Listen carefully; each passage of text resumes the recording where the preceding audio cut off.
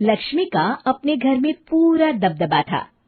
Hitler की तरह वो सारा काम अपने पति और बेटे से करवाती।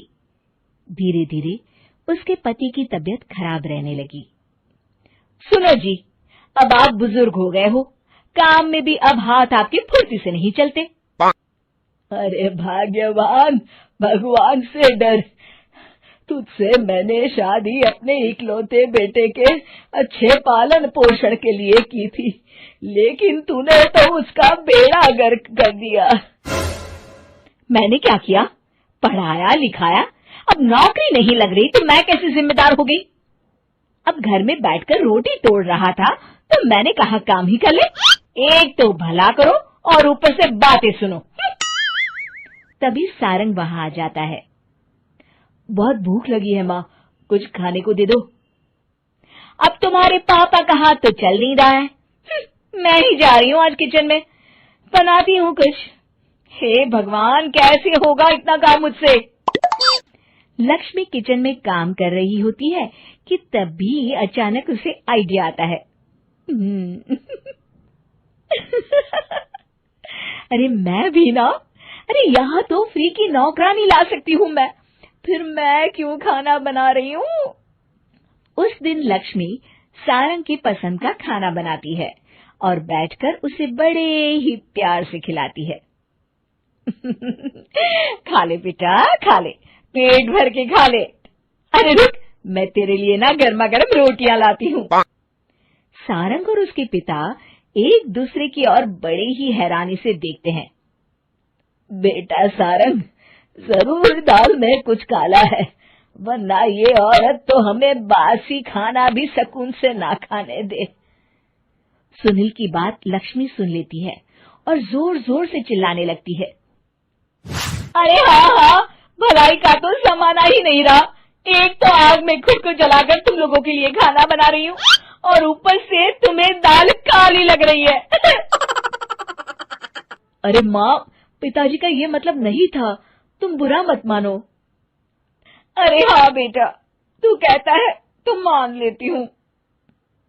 लक्ष्मी सारंग के पास बड़े ही प्यार से बैठ जाती है और फिर कहती है, बेटा मैंने ना तेरी शादी करने की सोच ली है। अब तेरे पिताजी के हाथ भी नहीं चलते, तो सोच रही हूँ तेरे लिए बीवी ले आऊं। अब पता नहीं ना मैं भी कब मर जाऊं। अब ऐसे भाग्य भी कहाँ है हमारे। क्या कहा? अरे हाँ, तुम तो चाहते ही हो कि मैं मर जाऊं, लेकिन मैं अपनी प्यारी बहू का चेहरा देखे बिना नहीं मरूंगी। हाँ माँ, शादी तो मैं कर लूं, लेकिन मैं नौकरी नहीं करता, फिर कोई क्यों देगा मुझे अपनी बेटी? अरे क्यों नहीं देगा बेटी? इतना बड़ा घर, खेल खलियान है, किस चीज की कमी है हमारे पास? जो आएगी राज करेगी, राज। हम तो ना कर पाए राज, ये बोलो कि एक और नौकर तुम्हारे पास आ जाएगा। मैं कहती हूँ चुप हो जाओ। अरे खुद के घर का खाना बनाएगी तो क्या नौकरानी हो जाएगी? अब तुमसे तो किचन का काम होता नहीं, तो कोई तो करेगा ना। ठीक है माँ, तुम जैसा सही समझो बस। अब मेरी एक शर्त है, लड़की जो भी हो वो दिखने में कैसी भी हो या कहीं की भी हो, बस पढ़ी लिखी होनी चाहिए। अरे हाँ, ला देंगे पढ़ी लिखी बेटा, मैंने कौन सा काम करवाना है उससे। हाँ।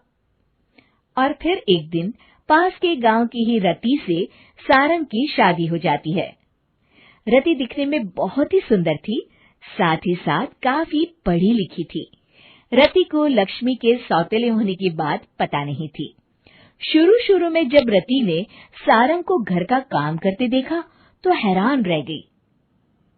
अरे ये तो अच्छी बात है कि आप घर का काम करते हैं, लेकिन मैं तो घर में ही हूं ना, आप क्यों कर रहे हैं जी? जाइए आप नौकरी के लिए अप्लाई कीजिए ना।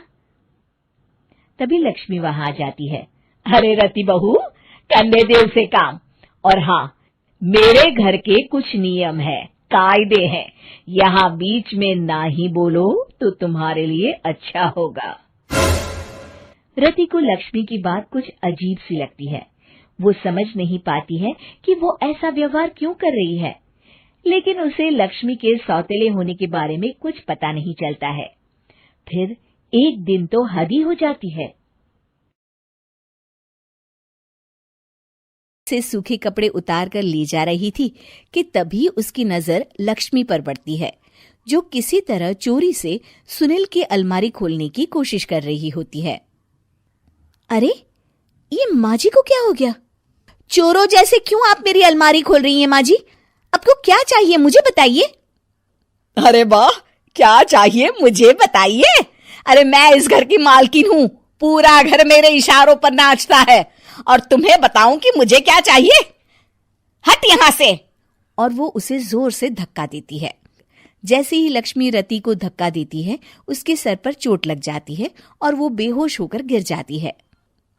रति के आसपास पूरा परिवार खड़ा रहता है। डॉक्टर जैसे ही उसे देखकर जाता है, रति को होश आता है। अरे बेटा, तुम दूर क्यों खड़े हो? मेरे पास आओ, मैं तुम्हारी माँ हूँ, कमला। रति के मुंह से लक्ष्मी सारंग की माँ का नाम सुनती है तो हैरान सी रह जाती है। क्या बोला रति बहू? चुप कर डायन, तूने मेरे पति और बेटे का हाल बेहाल कर दिया। अब तू मेरी बहू को भी गुलाम बनाना चाहती है? रुक, अभी मजा चखाती हूँ। ये कहकर जैसे उसे पकड़ने की कोशिश करती है, लक्ष्मी वहां से भाग जाती है। लक्ष्मी के जाने के बाद रति अपने ससुर और पति की तरफ देखकर मुस्कुरा देती है। दोनों समझ जाते हैं कि ये रति की चाल है। अगली सुबह लक्ष्मी का पति खाना लेकर खेत में जाने के लिए निकल ही रहा होता है कि लक्ष्मी उसे रोक देती है। अरे कहाँ चल दिए खाना लेकर? आज घर का काम कौन करेगा? तभी पीछे से रति आ जाती है और जोर से चिल्लाती है। कौन इनको काम पर जाने से रोक रहा है? मैं अभी उसे मजा चखाती हूँ। जैसे ही रति लक्ष्मी की तरफ बढ़ती है, लक्ष्मी घबरा जाती है। मैं तो मजाक कर रही थी बहन। आखिर मैं कौन होती हूँ रोकने वाली? मैं तो बस ये पूछ रही थी कि घर का काम कौन करेगा? कौन क्या? तू करेगी। चल उठा झाड़ू और शुरू हो जा। लक्ष्मी पूरे घर में झाड़ू पोछा लगा रही होती है कि अचानक सामने सारंग खड़ा हो जाता है। अच्छा माँ, मैं काम पर जा रहा हूँ। रति के मामा की फैक्ट्री है, मैं वहां आज से मैनेजर के तौर पर काम करूंगा। सैलरी भी अच्छी है। अरे सारंग, तुझे क्या जरूरत पड़ गई काम करने की? और बेटा तू बाहर काम करेगा तो इस बड़े से घर को मैं कैसे संभालूंगी? अभी तो पूरा काम बाकी पड़ा है। तभी वहां रति आ जाती है। अरे बेटा सारंग, जा, नौकरी पे जा रहा है ना, जा। और हाँ, आते वक्त घर के लिए सब्जियां ले आना।